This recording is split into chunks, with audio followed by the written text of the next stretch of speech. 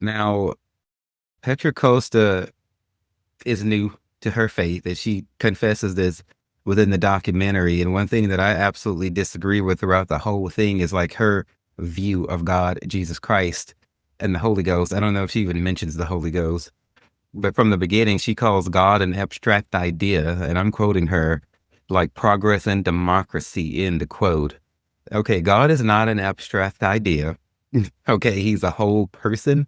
He's a being. Now, for somebody who don't know anything about the Lord, and she talks in this documentary about how she just barely started reading the Bible or something a couple of years ago. Okay, she just showed up to this whole idea of Christ like 5 minutes ago, like 5 seconds ago. She should not be on here as far as what I'm concerned, trying to give you advice about whether or not God is an abstract idea or who she thinks Christ is or not. She has not walked with the Lord. Okay. In order to give these strong ass opinions that she has about what God and Christ are not.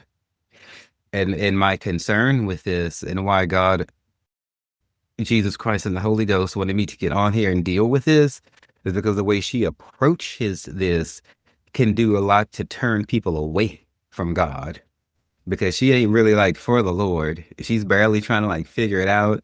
And I really feel like she could have done this and stuck more with like the political aspect of this, threw shade at the evangelicals if she wanted to, but then kept her personal opinions about her very new walk in faith with the Lord out of it. Because whenever you have a platform or you're on stage or anything, man, you have like influence over people.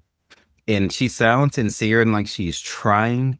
And she has that like that hurt tone in her voice, like so many people do who just can't like say figure God out and it doesn't make sense. And then they just kind of like discard the idea, whatever, they don't look very deeply into it. And I feel sorry for you because I hear the pain.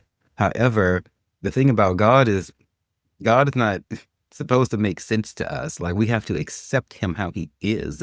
And you also cannot overthink God. And you also cannot get all like emotional in how you approach the Lord and act like he's supposed to act like how you think he's supposed to act. Because if anybody did that to you or to me or to any of us, we wouldn't like it. We want to be accepted how we are. We want to present how we want to present. We got our pronouns and all of our characteristics.